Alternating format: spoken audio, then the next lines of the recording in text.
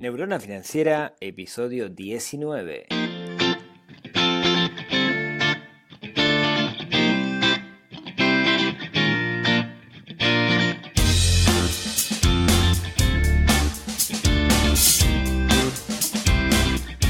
Bienvenidos al podcast de Neurona Financiera, donde hablamos de finanzas personales, donde hablamos de inversión, donde intentamos dominar el sutil arte del dinero y no que el dinero nos domine a nosotros.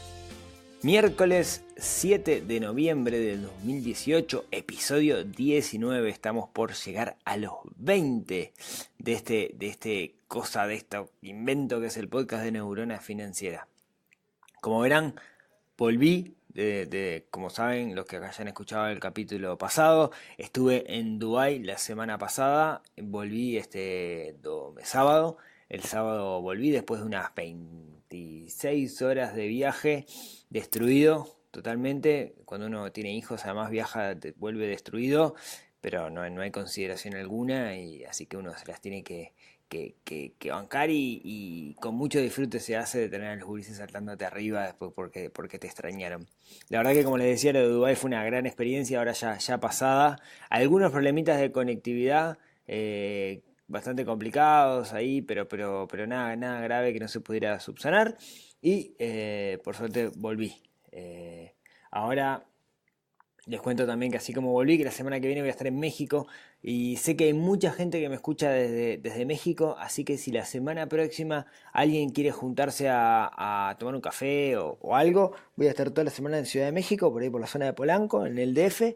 Así que me avisan y nos juntamos a tomar un café o algo por el estilo, ¿sí? Encantado de charlar con ustedes. Sé que en Dubái no había nadie que escuchara el podcast, pero en México sí sé que lo hay porque lo veo en las estadísticas. Así que me avisan y nos juntamos.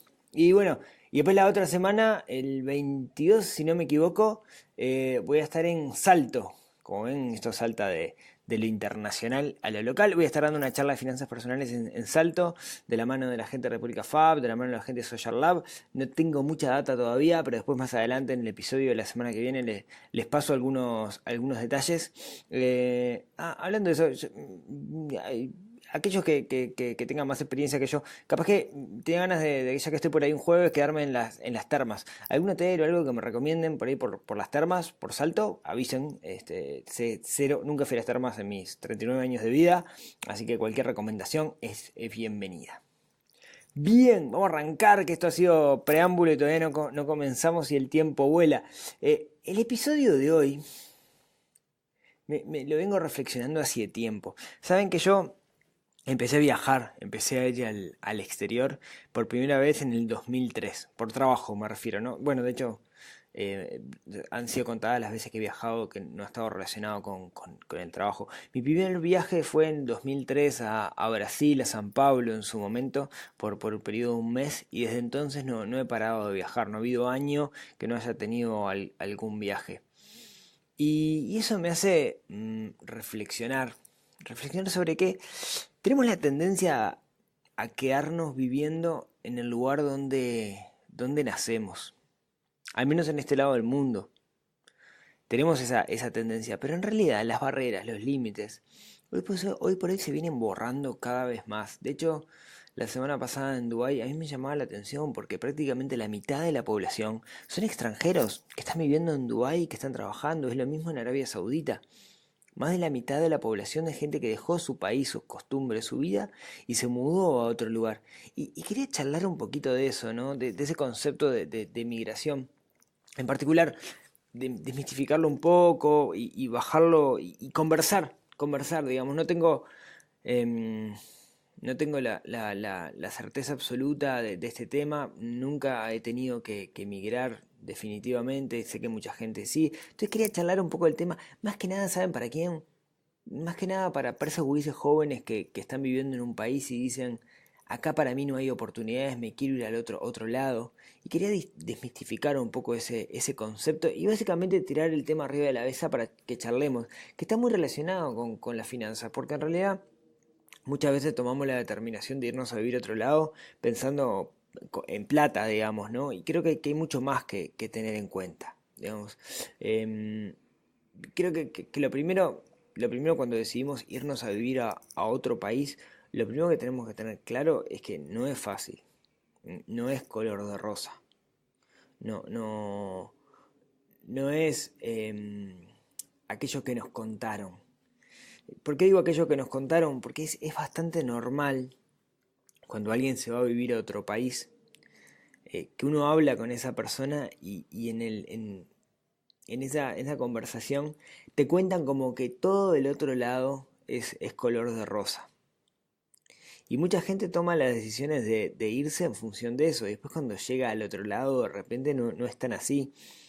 Creo que el año pasado leía un artículo en El País que hablaba de que, bueno, hay muchos dominicanos hoy por hoy que han venido a vivir a Uruguay y que venían en realidad porque otros dominicanos les decían que acá era un mundo de oportunidades, que así a mí me va re bien en Uruguay. Y después se venían y terminaban trabajando en un supermercado cobrando 2 mangos porque no había tanta oportunidad como los otros les decían. Entonces, tengamos en cuenta eso, ¿no? Tengamos ojo con los comentarios que nos hacen de afuera, ¿sí? Em, Creo que la decisión de irse a vivir a otro país no es una decisión que puede ser meramente económica. No podemos tomarla simplemente con números, no podemos tomarla, el trabajo en el otro lugar va a ser mejor, entonces voy a recibir más dinero y voy a quizás gastar menos, entonces balanza comercial me da positiva, me voy a vivir al otro lado. Creo que no podemos tomar la decisión tan a la ligera. Creo que hay muchas cosas que tenemos que ver en ese sentido. ¿Cuáles? Bueno, a ver, primero que nada, creo que nos tira mucho el relacionamiento que tenemos nosotros con la familia, con los amigos o con las costumbres de un país. Si yo soy muy de la familia y estoy muy ligado a mi familia y necesito ese contacto a diario, semanal, eh, creo que el irse es algo bastante complicado, que es algo que no le podemos poner precio, no le podemos poner valor. Lo mismo si soy muy de las amistades y lo mismo si tengo muy arraigadas las costumbres locales. Si yo soy de los que disfruto de la rambla, el tomar mate, el asado del domingo, ir a ver los partidos de fútbol al centenario, o esas cosas que son bien, bien, bien típicas uruguayas, seguramente ir a vivir a otro lado lo sufra. ¿Eso quiere decir que no lo puedo hacer? No, no quiere decirlo, seguramente intente adaptar mis costumbres locales a las costumbres del nuevo lugar, pero la realidad es que lo voy a sufrir y hay gente que no lo logra superar, ¿no? Ahora les voy a contar algún caso de eso. Y después lo otro que me parece que es sumamente importante es, conozco muchos jóvenes que sin preparación alguna deciden irse a vivir a otro país, típicamente España porque el idioma es español, simplemente por el hecho de que van a encontrar más oportunidades. Pero la realidad es que si no tienen una formación, si no están preparados, el laburo que van a conseguir allá es un laburo medio pelo, por el cual le van a pagar medio pelo. Claro, capaz que ese medio pelo le va para vivir en ese lugar, pero nunca va a asomar la cabeza, o sea, va a quedar ahí para siempre. Lo que quiero decir con esto es que, de nuevo, la forma de ganar más dinero acá y en todo el mundo es aportando más valor. Si estoy preparado, bueno, quizás me paguen mejor en otro lugar. Ahora, si yo no tengo la preparación, si yo no estoy formado, si no hay algo en lo cual yo me especialice, va a ser lo mismo, ¿sí? Quizás te paguen más o sea más fácil conseguir trabajo, pero en realidad es por no querer especializarnos en algo y querer aportar más valor. Por eso me parece que es re importante que nosotros nos posicionemos en eso, en querer aportar más valor a las personas y para eso no queda otra que estudiar. Déjenme contarles en ese sentido algunas historias que tengo de gente que ha decidido irse a vivir a otros lados y le ha ido bien o les ha ido mal. Por ejemplo, tengo un amigo que hace unos cuantos años se fue a vivir a España. Perdón, a Italia. Se fue a vivir a Italia. Y decidió no vivir directamente en la urbe, se fue al norte de España en particular, y no vivir directamente en Milán, que es la gran ciudad que está al norte de Italia, ¿sí? Estoy diciendo España y es Italia, sino que decidió vivir en un pueblito cerca de un lago, imaginemos que es el lago Iseo, que ahí cerca del norte de Italia, cerca de una autopista, una autoestrada que se llama A4, que une, digamos, Venecia con Milán.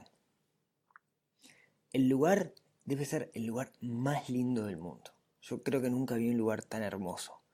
Una casa en la ladera de una montaña, un alquiler económico, una autopista que le llevaba al centro de Milán donde él tenía que trabajar, una autopista en la cual se podía ir a 150 kilómetros por hora sin ningún problema. Un costo de vida económico, simplemente porque optaron por un estilo bastante minimalista. En vez de comprar el auto nuevo, compraban el auto usado, ¿no? A esas cosas me refiero. Y un pueblito que quedaba cerca de los Alpes, una cosa realmente hermosa, hermosa. Eh, la vista, una casa muy linda que habían rentado, de la cual desde la ventana se veía el lago. La verdad que un lugar que si uno cierra los ojos y sueña con un lugar para vivir, es ese. Pero mi amigo que se fue a vivir allá, casado, 2 hijas, su familia, su esposa, le tiraba mucho, ¿no? Le tiraba mucho a la familia. Ya extrañaba Uruguay. Y ese pueblito de Italia tenía un problema en particular. Y era que, cosa que pasa mucho en los pueblitos de Italia, ni siquiera hablan italiano, hablan un dialecto. Ellos pueden hablar italiano, pero entre ellos hablan un dialecto, porque ellos en realidad no eran Italia hace 200 años, eran una mezcla de lo que hoy es Austria. Entonces, ni siquiera hablaban español. Digo, perdón, italiano, ¿no? Entonces, mis amigos que aprendieron italiano, que si bien no era su lengua nativa, podían hablar y hacerse entender bastante bien, empezaron a encontrarse un vacío dentro del pueblo. No lograron armar una comunidad. Eh, y eso, digamos, entró a menguar. En caso particular el que trabajaba, el que había conseguido un trabajo, porque el trabajo, porque podía aportar valor justamente, no dependía de un título, sino del cargo, del valor que podía aportar, no dependía de un cargo, logró conseguir un empleo en Milán. Entonces iba a Milán todos los días. Claro, Milán quedaba a 150 kilómetros, tenía que ir todos los días en la autopista, si bien era poco tiempo. Él no estaban todo el día. Y lo que quedaba era su esposa con las 2 niñas.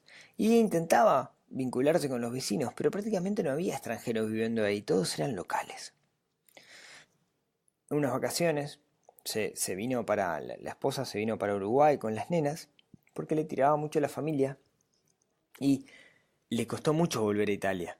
Sí, le costó mucho porque se dio cuenta de que en realidad el valor, lo que más valoraba era estar con su familia, con sus costumbres, y en el otro lado se sentía sumamente hostil. ¿Tá? Entonces, quería traer esta historia a colación porque me parece que habla un poco de lo difícil que es. La historia sigue, digamos, y mi amigo hoy está viviendo en otro lugar de Europa, justamente porque nunca se pudo terminar de adaptar a la sociedad, a sus amigos de ese pueblo, por más que después pudo construirse una relación con gente uruguayo que estaba por ahí en la vuelta, pero se terminó yendo a otro país. ¿Sí? Entonces, tengamos claro eso.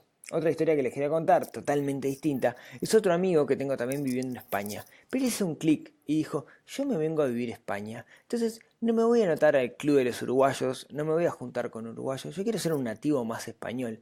Entonces logró cortar todo el lazo que tenía con Uruguay. No le tira tanto a la familia, no le tiran tanto los amigos, y se fue para allá y empezó un borrón y cuenta nueva.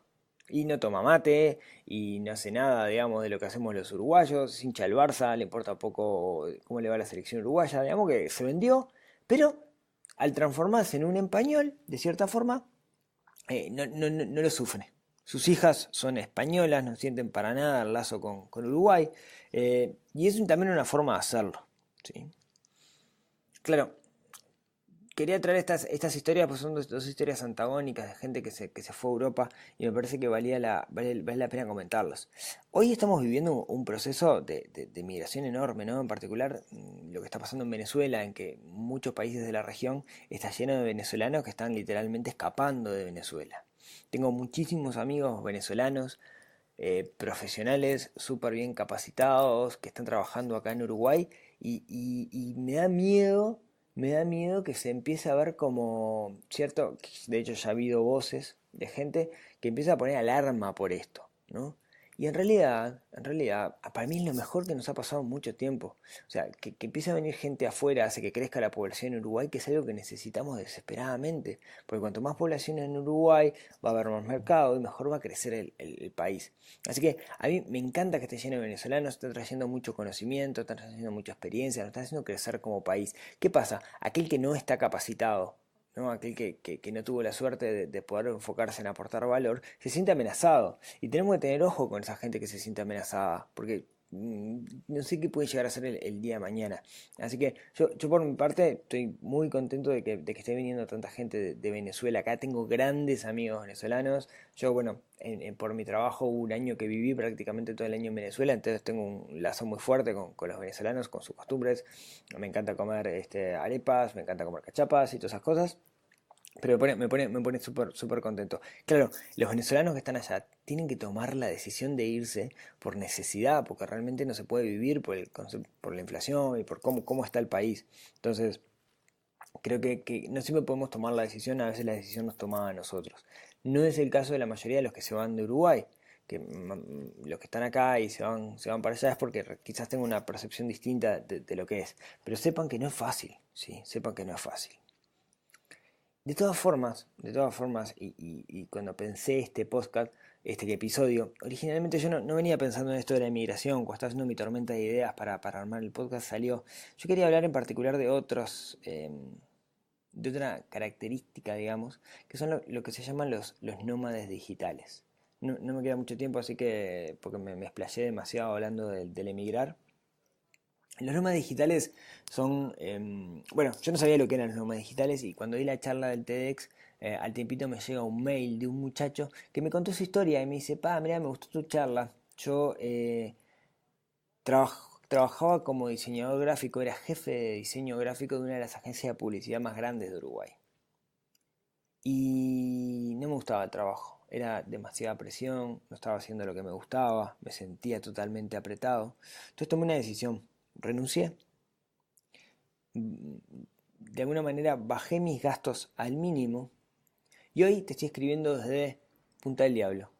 Y mis únicos gastos son el hostel en el cual estoy viviendo, mi computadora, la conexión a internet que tengo y el contrato del celular.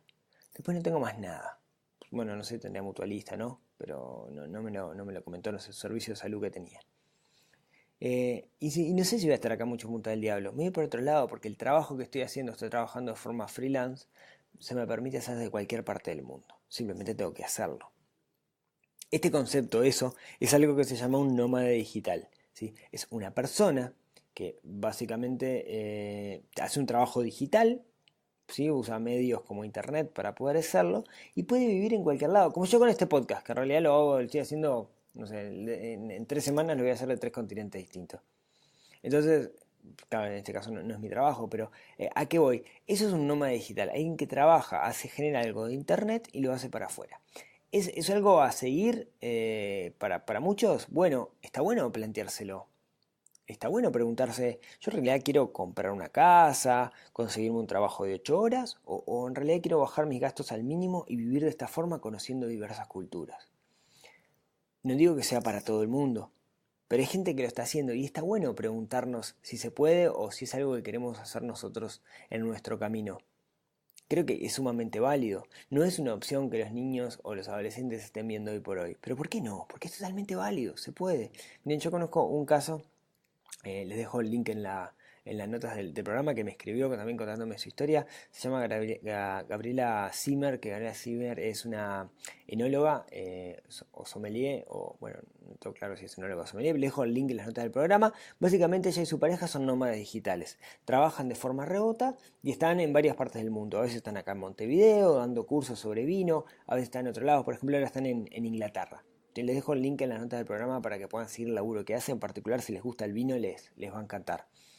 Y es alguien de Uruguay que lo logró, que está viviendo de esa forma. Entonces tengamos presente que se puede, cuesta, hay que cambiar la cabeza, hay que cambiar el chip y hacer las cosas totalmente distintas. En particular aquellos que trabajamos en un mundo de informática, programadores, freelance, etcétera, me parece que es algo sumamente atractivo para poder hacer. Pero claro, tenemos que setearnos desde el principio. Y a mí lo que me queda la duda ahí es qué pasa después que tenés hijos. Porque cuando no tenés hijos es un vía la pepa, digamos, puede hacerlo a cualquier lado. Pero ya con hijos, no sé qué tan sano puede ser para los gurises estar moviéndolos cada 3 meses de lugar a vivir a otro lado, en particular con su educación. No lo sé, me genera un montón de dudas ahí. Tampoco soy experto en la materia, pero bueno, es la duda que a mí me surge. Por último, porque ya se me está yendo el tiempo, fíjate que quería hablar de nómada digital y terminé hablando de migrar, pero Otra de las cosas que podemos plantearnos con esto es, bueno, ¿saben? Yo me quiero vivir en otro país, pero ¿sabes cuándo? Cuando me retire, porque la jubilación me va a rendir muchísimo más en otro país, ¿no? Típico Uruguay, estamos pasando por un momento en el cual Uruguay está caro, entonces yo diría, bueno, no sé, yo voy a cobrar tanto de jubilación, ¿en qué país con esa jubilación yo podría vivir bien? De hecho, yo les dejo si quieren el link en las notas del programa. Hay un sitio que se llama Investopedia, que 2x3 sube algún artículo que se llama ¿cuánto se necesita para vivir en? Y te pone algún país del mundo, ¿no? Por ejemplo, les dejo un link que dice que en Tailandia, playas, imagínense qué lindo, se puede vivir con $1.000 por mes, ¿no? Acá en Uruguay está complicado vivir con $1.000 por mes bien. Entonces uno se lo podría plantear. ¿Me quiero jubilar y vivir a Tailandia? ¿Por qué no? Ahí depende a qué edad nos jubilemos, cómo nos jubilemos, etcétera, pero vale la pena hacernos la pregunta. Claro, ahí que tenemos el problema del tipo de cambio. Yo me acuerdo cuando era chico, una amiga de mi madre, que era argentina, se había jubilado y vivía acá en Uruguay. Y andaba fenómeno, pero claro, estaba parado en la época de la convertibilidad, del 1 a 1. Cuando eso se hizo pelota del 1 a 1, ella seguía cobrando y no le daba para vivir acá en Uruguay. Entonces tenemos que tener también un poquito de cuidado ahí con la moneda, ¿no? Bueno, eso era más o menos lo que yo quería contarles el día de hoy. Quedó medio entreverado, pero si tuviera que hacer una conclusión de esta es: no podemos tomar una decisión de emigrar o irnos a vivir a otro país solamente por carácter financiero. Como todo, tenemos que ver todo el conjunto. Tenemos que pensarlo en un montón de cosas. Tenemos que pensar qué es lo que a nosotros nos hace feliz, cuál es nuestro norte. Si nos faltara la familia, qué tan importante sería para nosotros, qué tanto podría sobrevivir yo si me acostumbrara a vivir con desconocidos y tuviera que armarme desde cero. Entonces pensemos todo eso, ¿sí? Y sobre todo no transmitamos la idea a la gente joven de que en otros lados es fácil, porque realmente no lo es. O sea, yo he visto en primer mundo gente que la pasa muy mal, porque no es fácil. Y ahí la clave, como siempre, es la formación. No solo la actitud, que es súper importante la actitud, pero también la formación. ¿Qué tanto valor yo puedo aportar? ¿Qué tanto sé? ¿Qué tanto conocimiento tengo? ¿Sí? Entonces tengamos presente eso, eduquemos en eso a las generaciones más jóvenes, que está bien irse a vivir a otro país si es lo que quieren, pero que no es fácil, y que estemos preparados, preparémonos. Ahora, si estamos preparados para otro país, seguramente también estemos preparados para el nuestro. No lo sé, depende de lo que uno haga. Entonces tengamos eso presente. Bueno, muchas gracias como siempre por haberme escuchado hasta acá. Estos son todos mis delirios y mis reflexiones con Jetlag. Nos vemos la semana que viene, esta vez en mi caso particular desde México. Recuerden que si hay alguien por allá, que me pegue el grito. Y como siempre, muchísimas gracias por las 5 estrellas en iTunes, muchas gracias por los comentarios en iVoox, muchas gracias por agregar a sus bibliotecas en Spotify, que eso ayuda a que sea más conocido el podcast, y eso me viene a mí súper bien. Por los comentarios en el blog, por todo lo que sean, cuéntenle. ¿Saben qué? Hoy cuéntenles un amigo del podcast. Si tienen ganas, les dicen, no sabes lo que escuché de mañana, un poco que hablaba de emigrar, que era medio golazo. Pero hay otros que están mejores, cuéntenle lo que ustedes quieran. Y como siempre, nos vemos el próximo miércoles en un nuevo capítulo, en un nuevo episodio, en una nueva de esta cosa extraña que se llama el podcast Neurona Financiera. Hasta el próximo miércoles.